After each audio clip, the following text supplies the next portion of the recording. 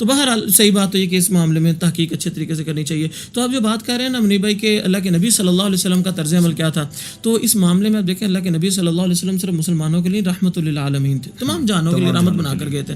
اب آپ دیکھیں غزوہ بدر کے قیدیوں کی اگر آپ بات کر رہے ہیں نا، آپ یقین کریں کہ ان کے معاملے میں حضرت عمر رضی اللہ تعالیٰ نے جو سزا مقرر کی تھی، ایسے بل یا ایسے قانون کو ختم کر دینے سے شدت پسندی ختم ہو جائے گی؟ کبھی نہیں ہوگی. اللہ نے قرآن مجید میں منع کیا ہے کہ اگر تم کسی کی عبادت کا یا کسی کے بت کو گالی دو گے، اس کے جواب میں وہ تمہارے اللہ کو بھی وہ برا بھلا کہہ سکتے ہیں. دیکھیے جی، ہم تو اس کو گناہ سمجھتے ہیں مسلم. کہ آپ کو یاد ہوگا پچھلے دنوں مار روڈ پہ جب احتجاج ہوا تھا تو یہ ہماری سوسائٹی انہوں نے باقاعدہ بائبل لے کر گئے مسلمان، اور انہوں نے جا کر احتجاج میں قرآن کو اپنے سینے، بائبل کو اپنے سینے سے لگا کر بتایا کہ قرآن بھی ہمارا اور بائبل بھی ہماری ہے.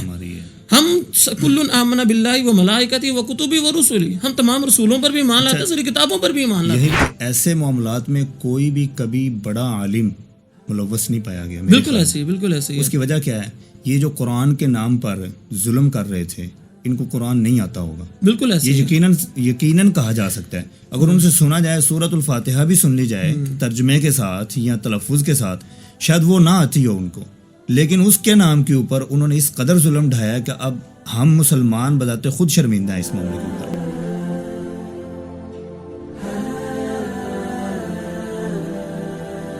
السلام علیکم ورحمۃ اللہ. ناظرین، میں منیب ارشد اپنے چینل افکار اسکواڈ پر دوبارہ آپ کے سامنے حاضر ہوں. معاشرے کے اندر فرسٹریشن بڑھتی جا رہی ہے. حالات کے مطابق، ماحول کے مطابق حالات پہلے ہی دگرگوں ہیں، خراب ہیں، تخریب کاری کا سماں ہے ہر طرف، جس کی وجہ سے لوگوں کے اندر ایک فرسٹریشن کا سماں ہے، لوگوں کے اندر غصہ ہے، غم ہے، آلریڈی موجود ہے وہ چیزیں. اور اسی دوران اگر کوئی بندہ یا کوئی بھی شخص اس قدر گناہ کر دے جو بڑا گناہ ہے، اللہ کی کتاب کے ساتھ کوئی کھیل کھیلا جائے یا اللہ کے رسول صلی اللہ علیہ وسلم کے ساتھ کوئی بھی نازیبا حرکت کی جائے، تو یہ یقینی بات ہے کہ لوگ اس کو برداشت نہیں کریں گے. اتنے سخت ماحول کے اندر کہ جب پہلے ہی غصے سے بھرے ہوئے لوگ ایک چیز کا انتظار کر رہے ہیں کہ کوئی چیز ہمارے ہتھے چڑھے اور ہم اس کے پرخچے اڑا دیں. تو ایسے ہی حالات کے اندر ایک معاملہ ایسا ہوا کہ جو معاملہ انتہائی سنگین اور انتہائی خطرناک ہے، جس کو ہم نے دیکھا سانحہ جڑاں والا. وہاں پر قرآن مجید کی بے حرمتی کی گئی. وہ کس طرح کی گئی، وہ کیوں کی گئی، اس کے پیچھے محرکات کیا ہیں، یہ بہت ساری نیوز ہیں، بہت ساری خبریں ہیں جو ہم نے دیکھیں، جو ہم نے سنی. اسی کے اوپر ہم آج بات کریں گے. یہ حالات پیدا کیسے ہوتے ہیں، ان حالات کو کنٹرول ہمیں کیسے کرنا چاہیے، اور یہ ساری جو اشتعال پسندی ہے یہ کس طرح وجود میں آتی ہے، اس کے اوپر بات کرتے ہیں. ہمارے ساتھ انتہائی اہم شخصیت موجود ہیں، جناب پروفیسر عمر فاروق صاحب ہیں. السلام علیکم سر، کیسے ہیں؟ السلام ورحمۃ اللہ وبرکاتہ. مزاج احوال سب خیریت ہے؟ الحمدللہ، اللہ کا بڑا کرم، اللہ کا شکر ہے. ناظرین، میں بتاتا چلوں کہ پروفیسر صاحب جو ہیں عمر فاروق صاحب، وہ ایک سکول کے فاؤنڈر بھی ہیں، الفاروق اس کا نام ہے. تو ساتھ ساتھ یہ خطیب ہیں، بہت اچھے پائے کے خطیب ہیں اور عالم دین ہیں. تو ان سے ہم ان کی رائے لیں گے کہ جو بھی سانحہ یہ ہوا ہے، اس سانحے کے اندر کیا کیا چیزیں موجود ہیں. پروفیسر صاحب، سب سے پہلے میں یہ پوچھنا چاہتا ہوں کہ یہ تو حقیقی بات ہے اور یقینی بات ہے کہ یہ جو معاملہ ہوا ہے انتہائی خطرناک ہے، اور اس کے اندر جو بھی عمل دونوں سائڈوں سے ہوا ہے، ایک تو مسلمانوں نے کیا ہے اور ایک جو عیسائیوں کی طرف سے کیا گیا قرآن مجید کے ساتھ، یہ دونوں ہی چیزیں سنگین اور خطرناک ہیں.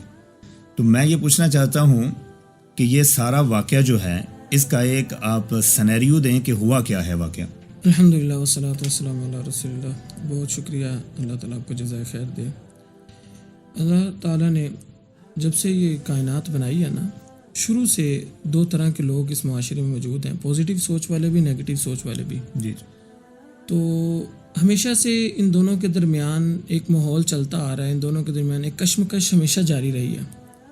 تو جب بھی کبھی کوئی اس طرح کا حادثہ پیش آتا ہے تو ہر طرح کے لوگ اپنا اپنا کردار ادا کرتے ہیں. آج ہم اسی چیز کو تھوڑا سا ڈسکس کریں گے کہ ہونا کیا چاہیے حقیقت میں اور یہ معاملہ ہے کیا. سب سے پہلے بات یہ ہے کہ دیکھتے ہیں کہ یہ معاملہ ہوا کیسے. ایک بچہ ہے, اس نے اپنے نام کا ایک پوسٹر بنایا, تصویر لگائی, اپنا باپ کا نام لکھا, شناختی کارڈ لکھا, فون نمبر لکھا, سارا اپنا پتہ دیا, جیسے خود اپنا سب کچھ بتا رہا ہے. حالانکہ یہ بظاہراً بات سمجھ میں نہیں آتی. ایسے ہی لگتا ہے جیسے کسی نے اس کو پھنسانے کی کوشش کی گئی ہے, کسی کے خلاف کوئی چال چلنے کی کوشش کی گئی ہے.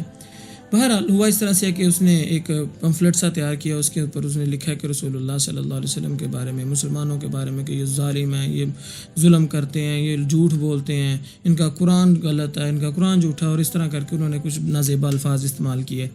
اور پھر اس طرح انہوں نے کیا کیا کہ قرآن کے مجید کے کچھ اوراق لیے, ان کے اوپر نازیبا الفاظ لکھ کر ایسے پھاڑ کر ایسے گلی میں پھینکا ہوا ہے. اب یہ واقعہ جب ہوا ہے تو ایک عورت, صبح کا یہ وقت ہے, 5-6 بجے کا ٹائم ہے, صبح نکلی ہے. اس نے جب وہ دیکھا ہے کہ اس طرح قرآن کے اوراق پڑے ہوئے ہیں, ان کے اوپر نازیبا الفاظ لکھے ہوئے ہیں, پوسٹر لگا ہوا ہے, اس کے اوپر بھی نازیبا چیزیں لکھی ہوئی ہیں, تو وہ گھر گئی ہے. ظاہری بات ہے کہ یہ قدرتی بات ہے, فطرتی عمل ہے کہ کسی بھی انسان کے عقائد کے خلاف, جذبات کے خلاف کوئی بات کرو گے تو وہ غصے میں تو آئے گا. یہ بات کی بات ہے کہ اس کو کیا بیہیو کرنا چاہیے, پازیٹیوٹی کیا ہے, نیگیٹیوٹی, یہ بات کی بات ہے, یہ فطرتی عمل ہے, غصہ تو آتا ہے. بہرحال اللہ تعالیٰ نے یہ بات, میں آپ کی ٹوک رہا ہوں, اللہ تعالیٰ نے قرآن مجید میں یہ بات بتلائی ہے, وَلَا تَسُبُّوا الَّذِينَ يَدْعُونَ مِن دُونِ اللَّهِ فَيَسُبُّوا اللَّهَ عَدْوًا بِغَيْرِ عِلْمٍ. اور تم گالی نکالو گے تو وہ بھی اللہ کو گالی نکالے. بالکل ایسے, وہی فطرتی عمل ہے نا کہ غصہ آتا ہے. بالکل ایسی بات. وہ فوراً اپنے گھر میں گئی, اس نے جا کے اپنے مردوں کو بتایا, گھر میں جو مرد حضرات تھے کہ اس طرح واقعہ ہوا. وہ آئے ہیں, انہوں نے اور بھی محلے کے لوگوں کو اکٹھا کیا, دیکھا کہ معاملہ جو ہے غلط ہے, واقعی زیادتی ہوئی ہے. انہوں نے 15 پہ کال کی ہے. اچھا, اب پولیس آئی ہے. پولیس چاہیے تو یہ تھا پولیس آتی اچھے سے سارے معاملے کو ہینڈل کر لیتی, لیکن آئیے جب ایس ایچ او صاحب نہیں مل رہے, ایس ایچ او صاحب کو بلانے کے لیے جی لوگ ان کے گھر تک چلے گئے, جی تھانے میں نہیں ہے, گھر چلے گئے, گھر سے جا کے لے کے آئے. ایس ایچ او صاحب آئے ہیں, انہوں نے وقوعے کا سارا جائزہ لیا, جائزہ لینے کے بعد وہ بھی چلے گئے. مطلب وہاں پہ معاملے کو کنٹرول کرتے نفری فون پہ بھی بلائی جا سکتی تھی, یا پھر جلدی لے کے 2 گھنٹے گزر گئے. اس دوران وہ جو عیسائی حضرات تھے وہاں سے ان کو گھروں کو ان کو خالی کروایا گیا, تو ان کو جب ملزم بھی چلا گیا, لوگ بھی وہاں سے چلے گئے, خالی کروایا جا رہا ہے. پھر یہاں پہ وہی فطرتی عمل کہ غصہ تو آئے گا, بھی ہمارے ملزم ہیں, ہمیں ان کے اوپر ڈاؤٹ ہے کہ انہوں نے یہ کام کیا, وہ جا رہے ہیں, سب ان کو نکال رہے ہو, یہ کن کو آپ سائڈ دے رہے ہو. یہاں پہ پھر وہ اشتعال انگیزی بڑی. بہرحال پھر بات وہی ہے کہ ابھی تو ہم بات کر رہے ہیں, یہ الگ بات ہے کہ انہوں نے قانون ہاتھ میں لیا نہیں لیا, لیکن ایک فطرتی عمل ہے کہ غصہ انہیں آیا, اور جس کی وجہ سے پھر وہ اشتعال میں آ گئے, اور اشتعال کے بعد انہوں نے کچھ توڑ پھوڑ شروع کی. لیکن بہرحال پھر اس واقعے کے اندر پھر یہ ہوتا ہے کہ کچھ لوگ جو اس علاقے کے بھی نہیں ہیں, جان پہچان والے بھی نہیں ہیں, وہ آئے ہیں اور انہوں نے آ کے توڑ پھوڑ شروع کر دی, گرجے جلائے اور اسی طرح گھر کافی نقصان کیا. تو بہرحال یہ سارا واقعہ, اس کے اندر بہت سارے پہلو ہیں دیکھنے والے. تو سب سے پہلی بات جو ہے نا وہ یہی کہ سوچنے کی بات یہ ہے کہ غلطی تو ہوئی ہے نا, بالکل ہوئی, قرآن کی گستاخی تو ہوئی ہے. ہاں وہ الگ بات ہے, مسلمانوں کا جو عمل ہے وہ بھی ہم دیکھتے ہیں, باری سارے معاملے کا جائزہ لیتے ہیں. تو سب سے پہلے منیر بھائی آپ سے یہ بات کرنا چاہوں گا کہ آپ یہ دیکھیں کہ اس معاملے کو آپ خود دیکھیں, آپ بتائیں آپ کو کیا لگتا ہے کہ کیا جو عیسائیوں نے یہ حرکت کی ہے, کیا ان کو ایسی فری جانے دینا چاہیے تھا, یہ انتظامیہ کا عمل ٹھیک تھا کہ ان کو فری ہینڈ دے دیا گیا, ان کو ٹائم دے دیا گیا کہ وہ نکل جائیں تاکہ اشتعال انگیزی. آپ کو نہیں لگ رہا کہ یہ جان بوجھ کے ایک ایسا معاملہ کریٹ کیا جا رہا ہے کہ معاملہ خراب ہو؟ بالکل عمر بھائی, یہ بات غور کرنے والی ہے کہ اس معاملے کے اندر ایک تو ہماری انتظامیہ جو ہے, جو بات اب کر رہے ہیں کہ انتظامیہ کا کیا سین ہے اس کے اندر, یعنی پولیس, ہماری انتظامیہ, ہمارے ادارے ہمیشہ سے معروف ہے کہ وہ 4 یا 5 گھنٹے بعد آتے ہیں وقوع ہونے کے بعد. ایسے ہی ہے نا. تو وہ معاملہ وہاں پر یہی ہوا ہے, اور اسی معاملے کی بنا پر اچھا دیکھیں اب یہ ساری بات اٹھا کر علماء کے اوپر پھینکیں گے کہ یہ قوم کی تربیت علماء نے اس طرح کی ہوئی ہے. بالکل. حالانکہ انتظامیہ فوراً آ کر اس کو کنٹرول کرتی, وہ جو ایس ایچ او صاحب آ کر وہاں پر سارا وقوعے کا وہ سارا دیکھ کر گئے ہیں. ہاں اسی وقت 4 سنبھال لیتے, اچھے سے دیکھ لیتے تو معاملہ ختم ہو جاتا, معاملہ فوراً ختم ہو جانا تھا. اب لوگوں کے اوپر چھوڑ دیا گیا ہے, اور یہ جان بوجھ کر سمجھتے بوجھتے ہوئے کہ اتنا بڑا یہ کام ہے, قرآن مجید کی بے حرمتی ہوئی ہے. غالباً اس کے اندر ہماری مسلمانوں کی جہالت ہے نا. قرآن مجید کو ہم نے کیسے سمجھے؟ اگر ایک بندہ جو سمجھتا ہے کہ قرآن مجید کس قدر بڑی کتاب ہے, وہ سارے وقوعے کو دیکھ کر جا کر 2-3 گھنٹے کے لیے آرام کرے, تو یہ معاملہ تو ہونا تھا. میرے خیال میں انتظامیہ کے اوپر بھی یا انتظامیہ کو بھی یہ چیز دیکھنی چاہیے. ایسے ہی میں یہ سمجھتا ہوں انتظامیہ کو چاہیے تھا اس موقع پر فوراً معاملے کی نزاکت کو سمجھتے ہوئے نا فوراً اپنی حاضر. دیکھیے کوئی چھوٹا معاملہ نہیں تھا. یہ کہ قرآن مجید ایک ایسی کتاب ہے کہ پوری کی پوری امت اگر قرآن کی حرمت کے لیے بھی جل جائے نا تو یہ کوئی بڑی بات نہیں ہے. قرآن کی شان ان سب سے بڑھ کے ہے. تو یہ چیز ان کو سوچنی چاہیے تھی انتظامیہ کو کہ کوئی چھوٹا معاملہ نہیں ہے کہ میں بڑے آرام سے جا کے بیٹھ گیا ہوں 2 گھنٹے کے لیے. ایسے تو نہیں ہوتا نا. اصل میں بس یہ کہ بات وہی ہے کہ ہر طرف بیچ میں کافی ساری باتیں ہیں جن کو چھپایا بھی جا رہا ہے, کچھ باتیں لیک آؤٹ بھی کی جا رہی ہیں. تو بہرحال میں یہ چاہوں گا کہ اور ہم یہی پروگرام اس افکار اسکواڈ کی طرف سے یہی پیغام دینا چاہیں گے کہ اس معاملے کی اچھی طریقے سے تحقیق ہونی چاہیے, معاملے کی تہہ تک پہنچنا چاہیے. اور سب سے پہلی چیز یہ کہ جن لوگوں نے یہ کام کیا ہے عیسائیوں میں سے, جس نے بھی, جہاں تک اگر کہا جائے کہ اس بچے نے سب کچھ کیا سمجھ میں نہیں آتا, لیکن بہرحال وہی اچھے سے تحقیق کریں. جس نے بھی اس کام کے اندر اپنا کردار ادا کیا ہے اس بے حرمتی کے اندر, تو اس کو چاہیے کہ ان کو پکڑے اور ان کو کیفر کردار تک پہنچائیں تاکہ آئندہ یہ معاملات ہوں نا. اصل میں نا بات یہاں سے شروع ہوتی ہے. پچھلے آپ کچھ سالوں سے دیکھیں بڑی تیزی کے ساتھ یہ واقعات بڑھتے چلے جا رہے ہیں کہ گستاخی کرو. یہ سوال میں یہ بات کرنے والا تھا کہ پچھلے کچھ سالوں سے قرآن مجید کی بے حرمتی اس قدر ہو رہی ہے. جیسے ہم کچھ عرصہ پہلے دیکھیں کہ ٹیری جونز نے جو امریکہ کی ریاست کے اندر اس نے بیٹھ کر قرآن مجید کو باقاعدہ جلایا تھا. ایسے ہی ہے. پوری امت مسلمہ اس کے اوپر نکلی بھی تھی. بہت یہ دیکھنے میں بہت زیادہ آ رہے ہیں. ان کیا کہتے ہیں کہ یہ کیا وجوہات ہیں یا کیا وجہ ہے کہ دن بدن قرآن مجید کی بے حرمتی بڑھتی جا رہی ہے؟ منیب بھائی میں یہ سمجھتا ہوں کہ یہ ایک سستی شہرت حاصل کرنے کا نا بہت بڑا سبب بنا ہوا ہے. مثال کے طور پر آسیہ ملونہ کو دیکھ لیجئے. یہ آسیہ بالکل ایک عام سی خاتون تھی, بالکل عام سی نارمل رہنے والی. کوئی یہ نہیں کہ بندہ کہہ سکتا ہے کہ بہت زیادہ پڑھی لکھی تھی یا ہائی کوالیفائڈ ایجوکیٹڈ تھی یا کوئی بہت زیادہ خوبصورت تھی یا کسی بہت بڑی سوسائٹی سے تھا. کچھ نہیں, بالکل عام سی خاتون تھی. لیکن جب اس نے نبی صلی اللہ علیہ وسلم کی شان میں گستاخی کی, اب دیکھو اس کو اتنا کریٹ کیا گیا, اتنی ہائپ کریٹ کی گئی, اتنا ایگزیجریٹ کیا گیا اس معاملے کو کہ وہ باہر کے جو طاقتیں, مطلب جو عام طور پہ بڑے بڑے معاملات میں نہیں بولتے, انہوں نے باقاعدہ سفیر حضرات کے ذریعے حکومتی لیول پر دباؤ ڈالنا شروع کر دیا. اور پھر جی آسیہ ملونہ کو باقاعدہ یہاں سے لے کے باہر کے ملک چلے گئے. مطلب ایک عام سی خاتون جو شاید اپنے مالی اخراجات کی وجہ سے اپنی بڑی مشکل سے گھر کا گزارا چل رہا ہو, اب حالت یہ کہ اس کے پاس شہرت بھی ہے, دولت بھی, اور کہاں کی کہاں پہنچ گئی.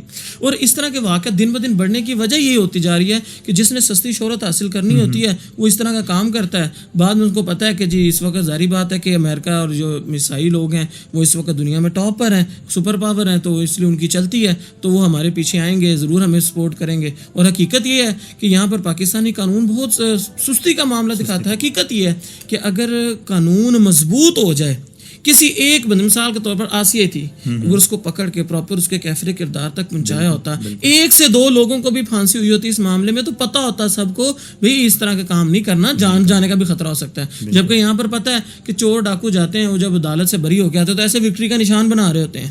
مطلب انہیں پتہ ہے کہ, لیکن نا مثال کے طور پہ 10 میں سے اگر کوئی ایک بندہ پھانسی چڑھ بھی جائے تو 9 بچ جائیں, تو پھر قانون کے اوپر کیا رہ جائے گا؟ زیادہ تر بچ ہی رہے ہیں, تو لوگ کہیں گے یار خیر ہے, سستی شہرت حاصل کرنے کا بڑا اچھا ذریعہ اس کو کرتے ہیں. میرے خیال میں کسی کو بھی پھانسی نہیں ہوئی. ہم ویسے بات کر رہا ہوں کہ اگر خدا نخواستہ کسی کو تھوڑا بہت جیل جانا بھی پڑا تو وہ نہ ہونے کے برابر, اس کے بدلے میں اس کو شہرت اور کتنا کچھ مل گیا. تو میں یہ سمجھتا ہوں کہ سب سے پہلی چیز یہ ہے کہ قانون کو بڑا مضبوط ہونا چاہیے اس معاملے میں, تاکہ کوئی کسی کے جذبات کے ساتھ کھیلے ہی نہ. اور جہاں تک بات یہ آپ نے بھی کہی تھی نا کہ علماء کے اوپر پھینک, یہ حقیقت میں یہ 295C جو لگا, یہ آرٹیکل لگتا ہے, یہ مسلمانوں نے نہیں بنایا, یہ انگریزوں کے دور کا بنا ہوا ہے. اور اس وقت بھی انہوں نے یہ کہا تھا کہ دیکھیں بات کرتے ہیں جی آزادی ہونی چاہیے. آزادی کا مطلب یہ نہیں ہوتا کہ آپ کسی کے جذبات کے ساتھ کھیلو. مجھے آزادی ہے, میری آزادی کا یہ مطلب نہیں کہ میں آپ کے جذبات کے ساتھ کھیلنا شروع کر دوں. تو 295C کا یہ مطلب ہے کہ کسی کی بھی دل آزاری نہیں ہونی چاہیے. تو اگر کوئی بھی مثال کے طور پہ کسی, ہم اپنی بات نہیں کرتے, ہم عیسائیوں کی کسی کے خلاف اگر کوئی بات کرتا ہے, عیسیٰ علیہ السلام کے خلاف ہی بات کرتے, عیسائی برداشت کریں گے؟ قطعاً نہیں کریں گے. تو جہاں تک مسلمانوں کا طرز عمل ہے, تو مسلمانوں کے لیے تو بہرحال یہ گناہ کا معاملہ ہے. ہم تو عیسیٰ علیہ السلام پر بھی ایمان لاتے ہیں, حضرت محمد رسول اللہ پر بھی ایمان لاتے ہیں, ہم قرآن کی بھی اسی طرح عزت و عظمت کے قائل ہیں, ہم بائبل کی بھی عزت و عظمت کے قائل ہیں, بالکل نہیں اس کو جلائیں گے. بلکہ آپ کو یاد ہوگا پچھلے دنوں مار روڈ پہ جب احتجاج ہوا تھا, تو یہ ہماری سوسائٹی ہے, انہوں نے باقاعدہ بائبل لے کر گئے ہیں مسلمان, اور انہوں نے جا کر احتجاج میں قرآن کو اپنے سینے, بائبل کو اپنے سینے سے لگا کر بتایا کہ قرآن بھی ہمارا اور بائبل بھی ہماری ہے. ہم کل آمن باللہ و ملائکتہ و کتبہ و رسلہ، ہم تمام رسولوں پر بھی ایمان لاتے ہیں، ساری کتابوں پر بھی ایمان لاتے ہیں. یہی بھی میں یہ پوچھنا چاہتا ہوں کہ یہ جو لوگ، یہ جو عیسائی ہیں جو قرآن مجید کی بے حرمتی کرتے ہیں، کیا ان کی عقل میں یہ بات نہیں آتی کہ قرآن مجید کے اندر سورہ مریم مکمل ہے؟ ایسے ہی ہے، بالکل مریم ہے نا، عیسیٰ علیہ السلام کا تذکرہ کس قدر ہے قرآن مجید کے اندر ہے نا. ایسے ہی ہے. اگر اس کی بے حرمتی کی ہے یا اس کو جلایا جا رہا ہے، اس کا مطلب یہ ہے کہ وہ عیسیٰ علیہ السلام کی بے حرمتی کر رہے ہیں. بالکل ایسے ہی ہے. وہ اس قرآن مجید کے اندر یہ چیز، حالانکہ ہم جو مسلمان ہیں ساری کتابوں پر ایمان لاتے ہیں، سارے انبیاء کا احترام کرتے ہیں اور دل اور ہمارے ایمان کا حصہ ہے. بالکل ایسے ہی. ان کو یہ بات کیوں سمجھ نہیں آتی کہ ہم اگر قرآن مجید کی بے حرمتی کرتے ہیں تو ہم بذات خود حضرت عیسیٰ علیہ السلام کی بے حرمتی کر رہے ہوتے ہیں. بالکل ایسے اس کے پیچھے اور دوسری جو بات آپ کہہ رہے تھے کہ سستی شہرت کے لیے، حالانکہ یہ بات بھی ایک طرح سمجھنے کی ہے کہ سمجھ میں نہیں آتی سستی شہرت کہ اتنے بڑے معاملے میں کوئی بندہ ہاتھ ڈال لے سستی شہرت کے لیے، حالانکہ اس کے اندر جان بھی جا سکتی ہے. 295B قرآن مجید کی بے حرمتی کے اوپر جو لگتا ہے، 295C بھی لگتا ہے. اس کا مطلب ہے یا تو عمر قید ہے یا پھر سزائے موت ہے. لیکن وہ بات وہی ہے نا کہ ہوا نہیں نا، قانون نے کبھی کسی کو پکڑا نہیں اس چیز یہ بات ٹھیک ہے کہ قانون کے اندر اس قدر ہم نے لچک دی ہوئی ہے اس معاملے میں، یعنی ہم اپنی عدالت کے اندر بیٹھے کسی جج کی بے حرمتی ہو گئی ہے تو اس کو اٹھا کر فوراً سزا ہے. بالکل ایسی ہے، بالکل ایسی ہے. مطلب دیکھیں نا، آپ بڑے بڑے وکیل ہوتے ہیں باہر، ان کی اتنی ویلیو ہوتی ہے اور بڑے نام چودھری صاحب اور القابات نہیں ختم ہو رہے تھے، لیکن جب جج کے سامنے کھڑے ہوتے ہیں کس طرح ہاتھ باندھ کے کھڑے ہوتے ہیں، اور مجال ہے کہ کوئی آگے سے بات کر جائے، اتنا ڈر ہوتا ہے. ایک عام سے جج، مطلب ایک لوئر اسٹینڈرڈ جو چھوٹی جو عدالتیں، ان کے جج کے سامنے بھی اتنے مہذب طریقے سے کھڑے ہوتے ہیں، پتہ چل رہا ہوتا ہے بھی یہاں پہ عدالت کا قانون کتنے طریقے سے چل رہا ہے کہ ان کو پتہ ہے کہ اگر انہوں نے بولا تو ہمارے تو انہیں عدالت لگ جائے گی. لیکن دوسری طرف ایسا کیوں نہیں ہے؟ کیونکہ پتہ ہے کہ آج تک کبھی کوئی پکڑا ہی نہیں گیا، تو ٹھیک ہے پھر سستی شہرت تو ملے گی نا. تو بہرحال یہ ایک معاملہ ہے. اور دوسری وجہ اس کی یہ بھی ہے، ایک تو قانون کی وجہ، دوسری چیز ایک اور بھی ہے کہ اس کو اگر ہم روکنا چاہتے ہیں نا تو قانون کی مضبوطی کے ساتھ ساتھ علماء کو اپنا کردار ایک ادا کرنا ہوگا. بہرحال وہ کس طرح سے کہ دیکھیں جیسے عیسائی ہیں نا، ان کو بھی یہ چاہیے کہ اپنی عوام کو یہ بات سمجھائیں کہ دیکھو لوگوں، ہم حضرت محمد رسول اللہ صلی اللہ علیہ وسلم کو اگر ہم نہیں بھی مانتے، ٹھیک ہم نہیں مان لاتے، لیکن اس کا یہ مطلب نہیں ہے کہ ہم رسول اللہ صلی اللہ علیہ وسلم کی گستاخی کریں. یہ ویسے بھی اخلاقیات میں آتا ہے کہ ہم کسی بڑے کے ساتھ بدتمیزی نہیں کرتے، کسی کو بڑے کو غلط نہیں کہتے. تو ہم کسی کے بارے میں اس طرح کے الفاظ استعمال کریں کہ کسی کے اوپر نازیبا کیچڑ اچھالیں اور نازیبا بات کر کے اگلے کے احساسات کو جو مجروح کریں گے، لڑائی تو پڑے گی نا. تو جہاں پر عیسائی، اچھا پھر ایک اور بات بھی ہے، کبھی ایسا واقعہ نہ ہوا ہو تو عیسائیوں کو سمجھانے میں بھی مشکل ہو، وہ مثال دے کر سمجھا سکتے ہیں بھی دیکھیں جیسے عاصم لونا والا واقعہ ہوا یا جیسے قرآن جلایا گیا. تو اب اگر غور کریں مسلمانوں کا طرز عمل، میں سمجھتا ہوں اس لحاظ سے بہت بہتر ہے کہ دیکھیں بے حرمتی ہوئی ہے نا، مسلمان اس وقت سب سے زیادہ کنڈیم کر رہے ہیں اس بات کو. بالکل کسی سوشل میڈیا کو دیکھ لو، ٹویٹر کو دیکھ لیں، فیس بک کو دیکھ لیں، ہر جگہ پر سمجھ لیں پلڑا ایک طرف چلا گیا. سارے مسلمانوں کو کنڈیم کر رہے ہیں، اور جو قرآن مجید کی بے حرمتی ہوئی ہے نا، یہ میں چیزیں میں نے دیکھی، مطلب اس معاملے میں جو کردار پادریوں کو بھی ادا کرنا چاہیے تھا، یہ دوسرے مذہبی پیشواؤں وہ نہیں کر رہے اپنا کردار ادا، وہ نہیں کر رہے. بالکل ایسی بات ہے، اور بلکہ اوپر سے الٹا ہمدردی لینے کی کوشش کر رہے ہیں. دیکھیں مثال کے طور پر میں یہ کہتا ہوں کہ ٹھیک ہے بالکل غلط ہوا ہے، اس چیز کے اوپر تو میں ٹوٹلی یہ ایگری کرتا ہوں کہ یہ معاملہ غلط ہے، چرچ نہیں جلانے چاہیے تھے، گھر نہیں جلانے چاہیے تھے، صرف ملزم کو پکڑنا چاہیے تھا. لیکن جہاں تک بالکل یہ پہلو تو ہم نے دیکھنا ہے کہ حقوق ذمیوں کے حقوق کیا ہیں، اس کے اوپر ہم نے آنا ہے. جی اب بات مکمل کریں. تو یہ بات ہے کہ یہ چیز ہمیں بالکل دیکھنی ہے کہ واقعی یہ بات مانتے ہیں کہ غلط ہے، لیکن اسی معاملے کو اگر ہم دیکھیں تو جو پادری حضرات ہیں انہوں نے کبھی یہ چیز کنڈیم کی؟ آپ ابھی اس وقت سوشل میڈیا پہ دیکھ لو، جب قرآن کے ساتھ بے حرمتی ہوئی تھی، کیا اس وقت عیسائیوں نے یا پادریوں نے یا دوسرے مذاہب کے لوگوں نے آ کے مسلمانوں کا ساتھ دیا؟ اس وقت سب ایسے چپ کر کے بیٹھے تھے جیسے تماشا دیکھ رہے ہیں، اللہ ماشاء اللہ نہ ہونے کے برابر. یہاں پر دیکھیں کمی ہے اس چیز کی کہ صرف مسلمانوں کو قصوروار ٹھہرانا، حالانکہ مسلمان تو بڑے اچھے طریقے سے کنڈیم کر رہے ہیں اس معاملے کو. حالانکہ زیادتی پھر حالانکہ مسلمان آغاز مسلمانوں کے ساتھ زیادتی پر ہوا ہے، لیکن ہم پھر بھی کنڈیم کر رہے ہیں کہ بھی قانون ہاتھ میں نہیں لینا چاہیے تھا. تو بہرحال اس معاملے میں آپ بتائیں، آپ تو ماشاءاللہ ایڈوکیٹ بھی ہیں اور قانونی پیچیدگیوں کو بھی سمجھتے ہیں، آپ بتائیں کہ اس معاملے میں آپ کو کیا لگتا ہے کہ کس طریقے سے ہمیں اس معاملے کو دیکھنا چاہیے تھا، یا لوگوں کو کس طرح بیہیو کرنا چاہیے تھا کہ وہ قانون کی طرف اس معاملے کو لے کر جاتے اور قانون اس کو ڈیل کرتا؟ سب سے پہلی بات تو یہ ہے کہ جو قانون موجود ہے نا، یقین کریں اس بنا کے اوپر ابھی فساد کم ہوا ہے. یعنی جب لوگوں کے ذہن میں ہوتا ہے نا کہ یار ایک قانون موجود ہے، پھر وہ اشتعال پسندی میں نرمی آتی ہے. اگر فار ایگزامپل قانون ہے ہی نہیں پھر تو انہوں نے پکڑ کے مارنا تھا. وہ جو واقعہ آپ نے دیکھا ہو کہ راج پال کو جو مارا تھا علم الدین شہید نے, ٹھیک ہے, آپ صلی اللہ علیہ وسلم کی گستاخی کے اوپر جو کتاب لکھی تھی اور اس نے شائع کی تھی, لکھنے والے کو نہیں مارا, شائع کرنے والے کو اس نے مارا تھا. اور اس وقت اسی لیے مارا تھا کہ پاکستان بنا نہیں تھا, قانون پر عمل نہیں ہونا تھا. اس کو 100% یقین تھا کہ قانون پر عمل نہیں ہوگا, اس نے جا کے ڈائریکٹ اس کو مار دیا تھا. بالکل ایسے ہی ہے. بالکل آج قانون موجود ہے, ایک رمق نظر آتی ہے کہ یار اس کے اوپر عمل ہو سکتا ہے, تو اشتعال کے اندر کمی ہے. اگر قانون ہی ختم کر دیں تو یہ معاملہ بہت گمبھیر ہو جانا. کہ کچھ لبرل لوگ جو ہے نا اس کو ختم کرنے کے درپے ہیں. حقیقت میں مجھے تو ایسے لگتا ہے ویسے منیب بھائی کہ یہ شاید سانحہ سارا کیے اس لیے جا رہا ہے کیونکہ پچھلے دن ایک بل بھی پاس ہوا نا صحابہ کرام کی حرمت کے حوالے سے, تو یہ معاملہ شاید اسی طرف تو نہیں لے جایا جا رہا کہیں کہ لوگوں کو یہ باور کروایا جائے کہ یہ لوگ ہوتے ہی جذباتی ہیں, اس طرح کے بل نہیں ہونے چاہیے کیونکہ لوگ اس طرح جذبات میں آ کے خود ہی قانون ہاتھ میں لے لیتے ہیں. کہ اس طرف تو نہیں معاملہ آپ کو جاتا ہوا نظر آ رہا؟ معاملہ تو یعنی ایسے قوانین کو یوں سمجھ لیں کہ 9/11 کے بعد جو معاملہ جہاں سے شروع ہوا ہے, اسلام کے ساتھ ہر چیز کو چپکا دیا گیا ہے. جو بھی شدت پسندی والا معاملہ ہے اس کو چپکایا گیا ہے. معاملہ اس طرف تو جا رہا ہے غیر مسلم طاقتوں کی طرف سے.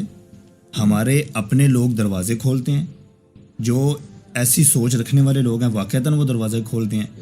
دیکھیں ابھی جو صحابہ کے بارے میں, اہل بیت کے بارے میں, ان کے ناموس تحفظ ناموس کے اوپر جو بل پاس ہوا ہے, پاس نہیں ہوا, اس کو پاس ہونے ہی نہیں دے رہے. ایسے ہی بالکل یعنی کہ کتنی میں کانفرنسز سن چکا ہوں کہ یہ کیا معاملہ ہے شیعہ حضرات کی طرف سے, ان لوگوں کی طرف سے کہ جو چاہتے ہیں کہ ہم بے حرمتی ہر وقت کریں.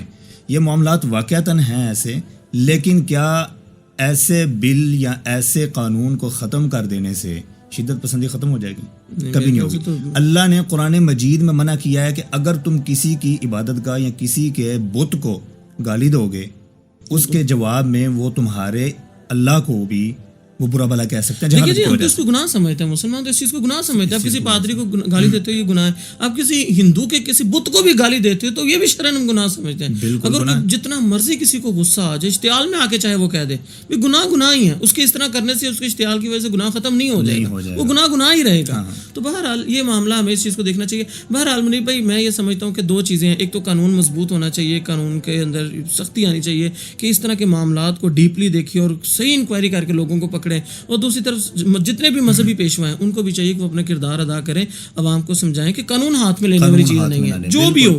یہ تو بہت اہم چیز ہے ناظرین کو سمجھانے والی, لوگوں کو. قوم کی تربیت یہ علماء کی ذمہ داری ہے, ایسے ہی ہے. لیکن قانون نافذ کرنے والے ادارے کون ہیں؟ وہ علماء تو نہیں ہیں. بالکل ایسے ہی ہے. یعنی قانون بنا ہوا ہے, نافذ علماء نے نہیں کرنا. تربیت قوم کی انہوں نے کرنی ہے. جب قانون نافذ نہیں ہوگا, عدالت قائم نہیں ہوگی تو یہ معاملات بڑھیں گے. اب ہم یہ دیکھتے ہیں کہ یہ عیسائیوں کے ساتھ جو کام ہوا ہے, جو چرچز جلائے گئے ہیں, جو لوگوں کو بے گھر کیا گیا ہے, گھر جلائے گئے ہیں, املاک جلائی گئی ہیں. حالانکہ رسول اللہ صلی اللہ علیہ وسلم کی حدیث مجھے یاد آ رہی ہے کہ آپ صلی اللہ علیہ وسلم نے بیان کیا ہے کہ کوئی آدمی اگر کسی غیر مسلم کے اوپر, کسی ذمہ کے اوپر ظلم کرے, اس کا حق چھینے یا بغیر مرضی کے اس کی کوئی چیز لے لے, تو وہ کیا ہے, وہ جنت میں نہیں جائے گا. بالکل ایسے وہ جنت میں نہیں جائے گا. انہیں بھی اپنے وہ شیخ سنا ہوگا حضرت عمر رضی اللہ تعالیٰ عنہ کے حوالے سے بھی آتا ہے, جب وہ بیت المقدس کو انہوں نے فتح کیا تو لمبا سفر کر کے جب گئے تو نماز کا وقت ہو گیا. جب وہاں پر پادری سے مل رہے تھے تو حضرت عمر نے کہا میں نے نماز پڑھی, تو پادری نے کہا یہیں پہ پڑھ لیں ہمارے چرچ میں. تو حضرت عمر رضی اللہ تعالیٰ عنہ کہنے لگے نہیں, اگر میں یہاں پہ نماز پڑھوں گا تو یہ نہ ہو کل کو کوئی مسلمان دعویٰ کر دے کہ یہاں پہ حضرت عمر نے نماز پڑھی تھی, یہ جگہ ہماری مسجد بن جائے گی. مطلب کتنی انہوں نے احتیاط کا تقاضا پڑتا ہے کہ ہم نے کسی کی جگہ پہ قبضہ نہیں کرنا, یہ ہمارا بالکل مائنڈ ہی نہیں ہے. ہم تو تحفظ دینے والے لوگ ہیں. تو جب حضرت عمر رضی اللہ تعالیٰ عنہ کے دور کے اندر خالد بن ولید نے جب ان علاقوں کو فتح کیا تو باقاعدہ شک میں یہ بات لکھی گئی تھی کہ مسلمان کسی بھی گرجے کو نہ توڑیں گے, نہ ہی ان کو منہدم کریں گے, اور ان کسی قسم کی ان کے اوپر سختی بھی نہیں ہوگی. ہاں بس وہ جزیہ دیں اپنے ملک میں وقت, اور جزیے کے بدلے میں ان کو 3-4 چیزیں ملتی ہیں. امن ملتا ہے, اس کی سیکیورٹی ہماری ذمہ داری ہوتی ہے, ان کے معاملات وغیرہ. تو بہرحال عبادات کے حوالے سے لا اکراہ فی الدین, دین میں تو سختی ہے ہی نہیں کہ ان کو کلمہ پڑھنے پہ کوئی بندہ مجبور کرے. تو بہرحال یہ باتیں بالکل غلط ہیں. میں سمجھتا ہوں کہ اس کے اندر یہ 2 باتیں مین ہیں. ایک تو قانون کو بھی مضبوطی کے ساتھ کردار ادا کرنا ہوگا, اور دوسرا جتنے بھی مذہبی پیشوا ہیں ان کو اپنی عوام کو یہ بات سمجھانی ہوگی کہ جہالت کو چھوڑ دیں, یہ جہالت ہے. بالکل عیسائیوں کی طرف سے بھی ایسے ہی ہے. مسلمانوں کی طرف سے بھی جو علماء ہیں ان کا مین کردار ہے لوگوں کی تربیت کے حوالے سے. حالانکہ جو انتظامیہ کے ادارے ہیں ان کی بھی اگر اخلاقی تربیت کرنی ہے وہ بھی علماء کا ذمہ ہے. ویسے منی بھائی آپ ایک اور بات ہے، اس کے اندر اکثر یہ رویا جاتا ہے جس کے پیچھے یہ لوگ اکثر ہمدردی لیتے ہیں. ان کو یہ لگتا ہے کہ جی پاکستان میں اقلیتوں کو تحفظ نہیں. جس طرح دیکھیں اس پورے پروپیگنڈے کے اندر ایک چیز بہت زیادہ ایگزیجریٹ کی جا رہی ہے کہ دیکھیں جی پاکستان میں اقلیت محفوظ نہیں ہے. حالانکہ اگر دیکھا جائے تو انڈیا میں کتنے واقعات کو 1000 کے قریب چرچ انہوں نے جلا دیے، اور ہندو انتہا پسندوں نے کتنے عیسائیوں کو جلایا، لیکن وہاں پر آواز نہیں اٹھی. پاکستان کے اندر یہ معاملہ بہت زیادہ اٹھایا جا رہا ہے. جی دیکھیں جی کتنا انہوں نے اقلیتوں کو. آپ کو کیا لگتا ہے کہ واقعی ایسا کچھ ہے کہ اقلیت یہاں پہ محفوظ نہیں ہے؟ ایسا بالکل کچھ نہیں ہے، لیکن یہ چیز اب ابھر کر سامنے جو آ گئی ہے نا، اس چیز کو ایک ہی طرف لے کر جایا جا رہا ہے. مسئلہ یہ ہے کہ ہمارے اندر آپ دیکھیں نیوزی لینڈ کے اندر جو واقعہ ہوا تھا مسجد کے اندر، ایک بندے نے جا کے فائرنگ کر دی تھی جی اور اس کو بعد میں پورٹرے کیا گیا کہ وہ ذہنی مریض ہے، ان کے پاس ایک بہانہ ہے. ٹھیک ہے جی بالکل ایسے ہی ہے. جہاں بھی مسلمانوں کے اوپر ایسا واقعہ ہوتا ہے کرنے والے کو ذہنی مریض بنا کر اور وہاں سے نکال دیا جاتا ہے. ہمارے ہاں اگر کوئی بھی بندہ ایسا واقعہ کرے جیسے یہ ہوا ہے اور بیچ میں ڈال دیا کہ یہ مولویوں نے کیا ہے، یہ علماء کا قصور، کیونکہ وہ مسجد میں کھڑے ہو کر جس بندے نے اعلان کیا اب مسجد کا امام ہونا عالم ہونا نہیں ہے. بالکل ایسے. بلکہ اگر آپ نے اس کی تصویر کو دیکھا ہو جو اعلان کر رہا تھا، نہ اس کے چہرے پر اسلام نظر آ رہا تھا، نہ اس کے بال کی کٹنگ اسلام کے مطابق تھی، نہ اس کی داڑھی اسلام کے مطابق تھی. تو بالکل ایک عام سا مطلب دنیا دار آدمی لگ رہا تھا، دین کے ساتھ اس کا کوئی لگاؤ اتنا لگ بھی نہیں رہا تھا. ہمارے معاشرے میں ذمی واقعتاً محفوظ ہیں، غیر مسلم محفوظ ہیں، جو بہت بڑا ادارہ ابھی بنا رہے ہیں. عبد الوارث گل صاحب کو آپ جانتے ہیں، اور ان کے لیے وہ رہائش، جن کے پاس گھر نہیں ہے، جن کے پاس رہائش نہیں ہے، کھانا نہیں ہے، وہ آئے کھائے، یعنی بے شمار ایسی مثالیں ہیں. میں نے ابھی دیکھا اپنے ادارے میں جو ہمارا گورنمنٹ کالج ہے وہاں پر میرا چکر لگا تو یہ جو ذمی لوگ ہیں، غیر مسلم لوگ ہیں، ان کا الگ سے اسپیشل انٹرویو ہو رہا ہے. بالکل ایسے ہی ہے. یعنی کہ ان کے لیے سیٹس ہیں الگ سے رکھی ہوئی ہیں، پارلیمنٹ میں الگ سے سیٹس ہیں، میں ہر ادارے کے اندر لگا تھا کہ دیکھیں اگر آپ پاکستان کے اندر اقلیتوں کا دیکھیں نا ریشو تو تقریباً 2.3 یا 2.6 اراؤنڈ 3% آپ کر لیں چلیں. 3% اقلیتیں ہیں جس کے اندر یہ سارے کے سارے آ جاتے ہیں، عیسائی، ہندو، سکھ وغیرہ، ٹوٹل اتنے ہیں. لیکن آپ غور کریں کہ جتنے بھی ادارے ہیں اس میں 5% کوٹا ان کا علیحدہ سے رکھا ہوا ہے. حالانکہ پرسنٹیج 2.6 ہے لیکن کوٹا اس سے ڈبل 5% رکھا ہوا ہے. اچھا پھر آپ غور کریں صرف 5% تو وہ ہے نا جس کے اندر ان کو مل جانا. مثال کے طور پر میں اپنی ایک بات بتاتا ہوں. میں جب شروع میں ایک اسکول میں پڑھاتا تھا، جب میں نے اپنے کیریئر کا آغاز کیا نا، تو میرے اسکول میں ایک ٹیچر ہوا کرتا تھا، نام لینا مناسب نہیں ہے، تو بہرحال وہ کرسچن تھا. تو اس کے نا علمی لیول بہت کم تھا، تو اس کو بالکل لوئر اسٹینڈرڈ کی کلاسز دی ہوئی تھی، بالکل لوئر لیول کے. جب کوئی ٹیچر نہ آنا تو ارینج پیریڈ لگا دینے کرنے. اچھا اب ایک دن کیا ہوا کہ ہمیں پتہ چلا کہ جو اس کو 17 اسکیل کی جاب مل گئی ہے. آپ حیران ہوں گے جب وہ اسکول میں آیا نا تو پرنسپل، ہیڈ ماسٹر سب اسے پوچھ رہے یار تو یہ بتا تجھے مل کیسے گئی جاب، مطلب تیرے اندر اتنا نہ علمی لیول ہے، نہ تجھے اتنا کچھ آتا ہے. تو آگے سنسیجر کہتا ہے کہ مجھے مائنورٹی کی بیس پہ جاب ملی ہے. مطلب ایک بندہ جو بالکل لوئر اسٹینڈرڈ کا، اس کے لیول کے کتنے لوگ ہیں جن کو 14ویں اسکیل کی نہیں مل رہی، وہ 17 اسکیل پہ بیٹھ گیا مائنورٹی کی بیس پہ. تو کہنے کا مقصد یہ کہ دیکھیں 5% کوٹا تو ان کو ملنا ہی ملنا ہے. اچھا پھر آپ اور کر کتنے آپ کو اس طرح کے لوگ ایون کہ کئی آج اور کتنے کم لیول کے علمی لوگ بھی اس جگہ پہ پہنچ جاتے ہیں مائنورٹی بیسس پہ. لیکن آپ ساتھ ساتھ دوسری طرف دیکھیں 5% تو ان کو ملنا ہی ملنا ہے. مطلب پارلیمنٹ میں بھی 5% تو ان کو ملنا ہی ملنا ہے.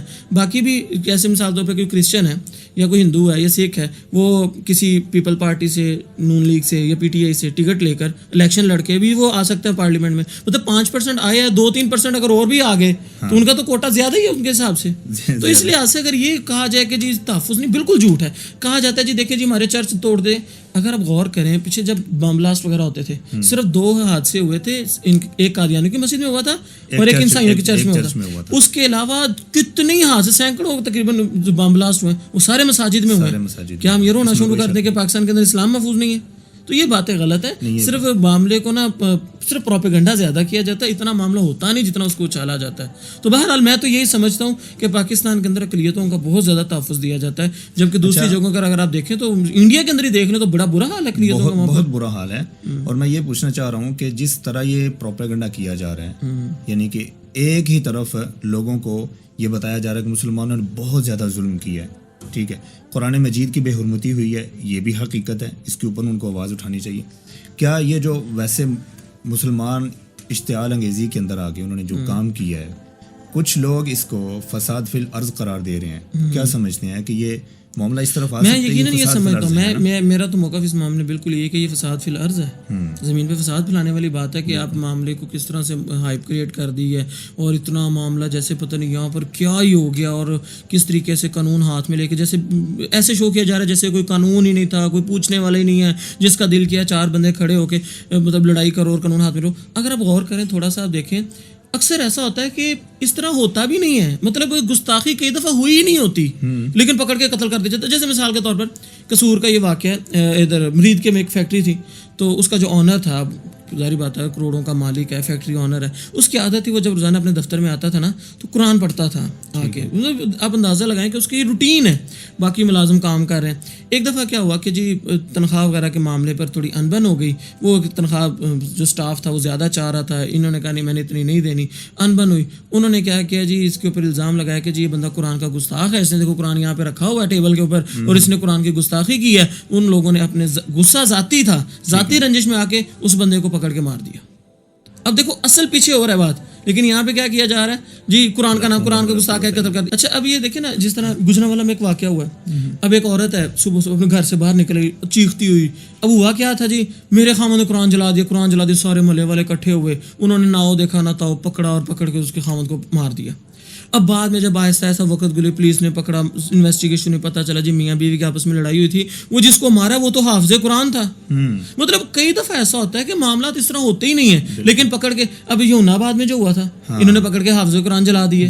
تو اس طرح کی کتنی واقعات آپ کو ملیں گے. 2 بھائیوں کو مار کے ان کو مار دیا تھا. بالکل ایسی ہے. اچھا اس میں بھی اگر قصور ہے علماء کا نہیں ہے، بالکل ایسی ہے. یہ انتظامی جو ادارے ہیں ریسرچ کریں. اچانک معاملہ ہو گیا بھائی، جس نے ظلم کیا ہے 2 نمبر اس نے الزام لگایا، غلط الزام لگایا، اس کو سزا دیں جو بنتی ہے اس کی. یہ سزا اس کو بھی نہیں دیتے، بے حرمتی کرنے والے کو بھی نہیں دیتے، تو پھر معاملہ تو ایسے ہی رہنا ہے. بس ایسے ہی نا. بس جیسے کہ ہمارے معاشرے کے اندر ایک جماعت ہے، اس نے بڑا ہی پروپیگنڈا کھڑا کیا ہوا کہ جی من سبا نبی فقتلوہ. ٹھیک ہے. اب میں یہ سمجھتا ہوں حدیث اچھی ہے لیکن اس کو نا وہ کلمۃ حق اریدا بہ الباطل والی بات ہے کہ بات اچھی کہہ رہے ہیں مراد باتیں لے رہے ہیں. اس کے اندر اتنی سی ایڈیشن ہونی چاہیے کہ جی من سبا نبی فقتلوہ بالکل ٹھیک ہے لیکن یہ کام کرے گا کون؟ حکمران کریں گے. یہ حکمرانوں کی ذمہ داری ہے، ہماری ذمہ داری نہیں ہے کہ ہم پکڑ کے قانون اپنے ہاتھ میں لیں. یقین کریں اگر کسی بندے نے واقعی غلطی کی ہے اور کوئی آدمی آپ اٹھ کے میں اٹھ کے ایک عام آدمی اٹھ کے جس کے پاس سلطہ نہیں ہے اور وہ قانون اپنے ہاتھ میں لے کر اس کو سزا دے بھی دیتا ہے، آپ یقین کریں وہ گنہگار ہے، کیونکہ اس نے قانون کو اپنے ہاتھ میں لیا. شریعت اس کو لا یکلف اللہ نفسا الا وسعها. اللہ تعالیٰ قرآن پاک میں فرماتے ہیں تم اپنے وسعت سے زیادہ تکلف میں نہیں ڈالے گئے، جتنے تمہارے اندر وسعت ہے بس اتنا کرو، تم مکلف نہیں ہو سب کے. تو بہرحال یہ معاملات جو ہے نا اسی طرح ہی ہیں، تو ہمیں اس چیز کو ضرور دیکھنا چاہیے. اس طرح کے آپ کو بے شمار واقعات ملیں گے. عمر بھائی اختتام پہ میں آپ سے یہی پوچھنا چاہتا ہوں کہ آپ اس چیز کو ہم دیکھیں کہ رسول اللہ صلی اللہ علیہ وسلم جو ہیں ان کا غیر مسلموں کے ساتھ کیا رویہ تھا. کچھ 2-4 باتیں کہ غیر مسلموں کے ساتھ آپ صلی اللہ علیہ وسلم نے، جیسے جنگ بدر کے اندر جو لوگ قیدی بن کے آئے تھے 70 قیدی مشرکی مکہ کے، وہ کس قدر لیول کے مجرم تھے ہم سمجھ سکتے ہیں. دیکھیں اگر آپ اس چیز کو دیکھیں، میں پہلے جو پیچھے بات کر رہا تھا اس کے اندر سے ایک بات جو ہے نا میں ایڈ کرنا چاہوں گا جو رہ گئی کہ دیکھیں اس وقت یہ جو معاملہ سارا ہوا، اس معاملے کو عام طور پہ ہینڈل وغیرہ کمشنر، اسسٹنٹ کمشنر یہ لوگ کرتے ہیں. اسسٹنٹ کمشنر جو تھا شوکت مسیح، وہ خود عیسائی ہے اور اس نے آ کے سارا علاقہ اس نے خالی کروایا. اب یہ جہاں تک اس نے علاقہ خالی کروایا یہ اچھی بات ہے کیونکہ یہ حقیقت ہے، عوام کو اکٹھا کر لینا آسان ہوتا ہے، عوام کو بعد میں کنٹرول کرنا بڑا مشکل ہوتا ہے کیونکہ عوام اکٹھی ہو گئی. اب جب وہ اشتعال میں آگے اس کو روکے گا کون؟ تو بات یہ کہ عوام تو اکٹھی ہو گئی. اب اس نے یہ چیز دیکھی، اس نے اپنی برادری کے ساتھ بہت اچھا اس نے اسٹیپ اٹھایا، میں اپریشیٹ کروں گا اگرچہ وہ عیسائی ہے کہ اس نے اپنے برادری کو خالی کروایا، لوگوں کے کم سے کم کوئی جانی نقصان نہیں ہوا کیونکہ یہ تو جانی نقصان ہو جاتا تو اور بھی بڑا نقصان تھا. لیکن بہرحال اس نے یہاں پر ایک غلطی بھی کی کہ جہاں اس نے سارا علاقے خالی کرا، اس ایک ملزم کو جس نے یہ کام کیا ہے اس کو پکڑ لیتا نہ، یہ معاملہ پکڑو اتنا زیادہ اشتعال میں آتے بھی یہ مجرم ہے، یہ پکڑو، یہ پولیس کے حوالے میں نے کر دیا ہے. اس نے خود جب مل کے اس سے یہ ساتھ غلطی ہوئی اور ساتھ ادھر سے یہ معاملہ. تو بہرحال صحیح بات تو یہ کہ اس معاملے میں تحقیق اچھے طریقے سے کرنی چاہیے. تو آپ جو بات کر رہے ہیں نا منی بھائی کہ اللہ کے نبی صلی اللہ علیہ وسلم کا طرز عمل کیا تھا، تو اس معاملے میں آپ دیکھیں اللہ کے نبی صلی اللہ علیہ وسلم صرف مسلمانوں کے لیے رحمت للعالمین تھے، تمام جانوں کے لیے رحمت بنا کر گئے تھے. اب آپ دیکھیں غزوہ بدر کے قیدیوں کی اگر آپ بات کر رہے ہیں نا، آپ یقین کریں کہ ان کے معاملے میں حضرت عمر رضی اللہ تعالیٰ نے جو سزا مقرر کی تھی اور وہ سزا اللہ تعالیٰ کو بھی پسند تھی. قرآن مجید میں اس کا اشارہ بھی ملتا ہے کہ تمہیں چاہیے تھا کہ تم ضرور ان کو قتل کرتے، لیکن اللہ کے نبی صلی اللہ علیہ وسلم نے حضرت ابوبکر صدیق رضی اللہ تعالیٰ عنہ والا مشورہ قبول کیا, نرمی دکھائی کہ ٹھیک ہے کہ ان کو فدیہ لے کر آزاد کر دو. پھر وہ فدیہ بھی اتنا زیادہ نہیں, بہت سارے لوگ جو بہت تھوڑے مال پہ ان کو آزاد کر دیں, بہت سارے ایسے جو کچھ نہیں دے سکے, ان کو کہا صرف 10 بچوں کو پڑھنا لکھنا سکھا دو تم آزاد ہو. یعنی مطلب اتنی نچلے لیول پہ آ کے ان کے ساتھ نرمی کی جا رہی ہے. ان مجرموں کی اگر ہسٹری پڑھی جائے, اس قدر ظلم ڈھائے تھے انہوں نے, ایسے ہی ہے, آپ صلی اللہ علیہ وسلم کے اوپر بھی بتاتے خود, ایسے ہی ہے, مسلمانوں کے اوپر بھی, پھر بھی فری میں, یعنی فری میں چھوڑ دیا. اب دیکھیں مکے کے اندر اگر آپ دیکھیں تو اللہ کے نبی صلی اللہ علیہ وسلم کے ساتھ جو کچھ ہوا ہے 13 سالوں میں, دہل جاتا ہے بندہ کہ یار اتنے ظلم. لیکن ان سارے ظلموں کے بعد اللہ کے نبی کا طرز عمل کیا, جب مکہ فتح ہو رہا ہے عاجزی کے ساتھ اور معافی کا عام اعلان ہے, سب کو معاف کیا جا رہا ہے. بتائیں پوری زندگی میں آج تک کوئی ایسی مثال پیش کر سکا؟ بالکل کوئی نہیں پیش کر سکا. تو اللہ کے نبی صلی اللہ علیہ وسلم نے تو ہمیں سب کے ساتھ اچھا سلوک کرنے کا رویہ سکھایا. بہرحال یہ معاملہ بالکل غلط ہے. تو میں اس معاملے میں نا آپ کے توسط سے یہ کہنا چاہوں گا اس معاملے کے حوالے سے کہ دیکھیں, پہلی بنیادی چیز یہ کہ ہمیں قرآن و حدیث کے ساتھ جڑنا چاہیے کہ قرآن و حدیث کو ہم سمجھیں. قرآن و حدیث کو سمجھیں گے تو یقین کریں یہ لوگوں کے فتنوں میں نہیں آئیں گے. اشتعال کے اندر بھی کہتے ہیں نا کہ خوشی اور غمی میں ہی پتہ چلتا ہے کہ انسان کتنا اللہ کے ساتھ مخلص ہے, کتنا دیندار ہے. تو جب ہم قرآن کو پڑھیں گے, حدیث کو پڑھیں گے نا, آپ یقین کریں قرآن ہمارے اندر یہ حوصلہ پیدا کر دے گا کہ ہم نے معاملات کو ڈیل کیسے کرنا ہے. یہ بات بھی میں آپ کی بات ٹوک رہا ہوں, مجھے یہ بہت اہم نقطہ یاد آیا ہے کہ ایسے معاملات میں کوئی بھی کبھی بڑا عالم ملوث نہیں پایا گیا. بالکل ایسے ہی. اس کی وجہ کیا ہے؟ یہ جو قرآن کے نام پر ظلم کر رہے تھے, ان کو قرآن نہیں آتا ہوگا. بالکل ایسے یہ یقیناً کہا جا سکتا ہے. اگر ان سے سنا جائے, سورۃ الفاتحہ بھی سن لی جائے ترجمے کے ساتھ یا تلفظ کے ساتھ, شاید وہ نہ آتی ہو ان کو, لیکن اس کے نام کے اوپر انہوں نے اس قدر ظلم ڈھایا کہ اب ہم مسلمان بذات خود شرمندہ ہیں اس معاملے کے اوپر. بالکل ایسے ہی. کوئی بھی عالم, اور اس کی وجہ جو آپ بات کر رہے ہیں کہ قرآن کو سمجھیں, دل میں اتاریں, اس کے اندر اتریں. یہ نہیں ہے کہ اس کے بنا پر لوگوں کے اوپر ظلم ڈھانا شروع کر دیں. بس ایسے ہی منیر بھائی, بدقسمتی سے ہم اسلام کے مزاج کو ہی نہیں سمجھ پائے. بس ہمارا دل پتہ کیا تھا, بڑے جذباتی واقعہ ہوا ہے نا, دل کرتا ہے شارٹ کٹ طریقہ جنت میں جانے کا, ہر چیز میں شارٹ کٹ ڈھونڈتے ہیں. مطلب آپ دیکھیں ایک بندہ جو اعلان کر رہے ہوتے ہیں کہ من سب نبی فقتلوہ, نبی کی گستاخی, اب ذرا اگر غور کریں, وہ خود اپنے چہرے سے داڑیاں کٹوا کے روز گستاخیاں کر رہا ہوتا ہے. اپنی زندگی کے کتنے ہی معاملات میں, خوشی اور غمی کے اندر, خوشی کے اندر, شادی بیاہ کے اوپر جو یہ حرکتیں ہوتی ہیں, یہ کہ اللہ کے نبی صلی اللہ علیہ وسلم کے دین کے ساتھ گستاخی نہیں, بے وفائی نہیں, لیکن حقیقت یہ کہ ہمیں نا شارٹ کٹ طریقہ چاہیے جنت میں ڈھونڈنے جانے کا. بھی سارے معاملات اپنی جگہ پہ, بس یہ جان دے دو اللہ کی راہ میں, تو اس طرح بھی آپ کامیاب ہو. حالانکہ میں اس معاملے میں آپ کو ایک فتویٰ سناؤں گا. حضرت حذیفہ بن یمان کی شرح سنہ کتاب ہے, اس کے اندر لکھا ہوا ہے, حضرت سعد رضی اللہ تعالیٰ عنہ کے پاس نا ایک آدمی آیا. اس نے آ کر کہا کہ ایک آدمی گھر سے تلوار لے کر نکلتا ہے, صرف اور صرف اللہ کی ذات کے لیے لڑتا ہے, ذاتی مقصد نہیں ہے, کوئی ذاتی رنجش نہیں, اللہ کے لیے نکلتا ہے, اللہ کی ذات کی خاطر وہ لڑتے لڑتے مر جاتا ہے. کیا وہ کامیاب ہو جائے گا؟ شہید ہے. حضرت سعد رضی اللہ تعالیٰ عنہ کہنے لگے ہاں یقیناً کامیاب ہے, وہ شہید ہے. تو پاس حضرت حذیفہ بن یمان کھڑے ہوئے. تو حذیفہ بن یمان کے بارے میں کو پتا ہے, وہ اسپیشلسٹ تھے فتنوں کے سمجھنے کے حوالے سے. تو حضرت حذیفہ بن یمان جسے رازدان رسول بھی کہا جاتا ہے, وہ کہنے لگے سعد کیا کہہ رہے ہو؟ اس آدمی نے دوبارہ سوال کیا کہ شاید لگتا ہے بات غلط ہوگی. اس نے دوبارہ سوال کیا کہ ایک آدمی گھر سے تلوار لے کر نکلتا ہے, صرف اور صرف اللہ کی ذات کے خاطر لڑتا ہوا مارا جاتا ہے, کیا وہ کامیاب ہے؟ حضرت سعد نے کہا یقیناً کامیاب ہے. حضرت حذیفہ بن یمان نے پھر ٹوکا, سعد کیا کہہ رہے ہو؟ پھر تیسری دفعہ جب یہی سوال ہوا تو سعد نے یہی جواب دیا. تو حضرت حذیفہ بن یمان نے جب روکا تو حضرت سعد کہنے لگے پھر تم بتاؤ صحیح جواب کیا ہے؟ تو حضرت حذیفہ بن یمان نے کہا ایک بندہ گھر سے تلوار لے کر نکلے اور خالصتاً اللہ کی خاطر لڑے اور وہ حق تک پہنچے, حق پر پہنچنے کے بعد اگر اپنی جان دے گا تو پھر کامیاب ہے. یعنی تحقیق کرے, حق اپنی عقل کے مطابق اللہ کا راستہ نہیں. یہ نہیں ہے کہ کسی نے نعرہ لگایا, کسی کے خلاف بات کی, تم نکلے تلوار لے کے بس جی میں عاشق رسول ہوں آپ قتل کر دیں, اور اس طرح کی یہ چیزیں نہیں ہے. شارٹ کٹ طریقے جنت میں جانے کے طریقے سارے غلط ہیں, اس طرح نہیں ہے. بہترین بات آپ نے کی ہے. اللہ تعالیٰ آپ کو سلامت رکھے. آپ نے انتہائی اہم وقت دیا ہے ہمیں, اور انتہائی اہم گفتگو آپ نے کی ہے. امید ہے کہ ناظرین کو انشاءاللہ بہت فائدہ ہوگا. ناظرین, یہ معاملات اور یہ اشتعال انگیزی انتہائی مسلمانوں کو شرمندہ کرنے والا معاملہ ہے. 1 2 یا 4 سال گزرتے ہیں, ہم سٹیبل ہوتے ہیں, پھر کوئی نہ کوئی بندہ اٹھتا ہے اور ایسا ہی واقعہ کر گزرتا ہے جس بنا پر دوبارہ مسلمانوں کو شرمندہ ہونا پڑتا ہے. اس معاملے کے اوپر غور و فکر کریں, بجائے قرآن, بجائے نبی صلی اللہ علیہ وسلم کے نام کے اوپر ظلم ڈھانے کے, نبی صلی اللہ علیہ وسلم کی سیرت کو سمجھیں, قرآن مجید کے ترجمہ کو پڑھیں, انشاءاللہ آپ خود بخود ٹھنڈے ہو جائیں گے، معاملہ قدم اٹھانے سے پہلے سوچ لیں گے۔ دعاؤں میں یاد رکھیے گا، دوبارہ ملاقات ہوگی۔ السلام علیکم ورحمۃ اللہ وبرکاتہ۔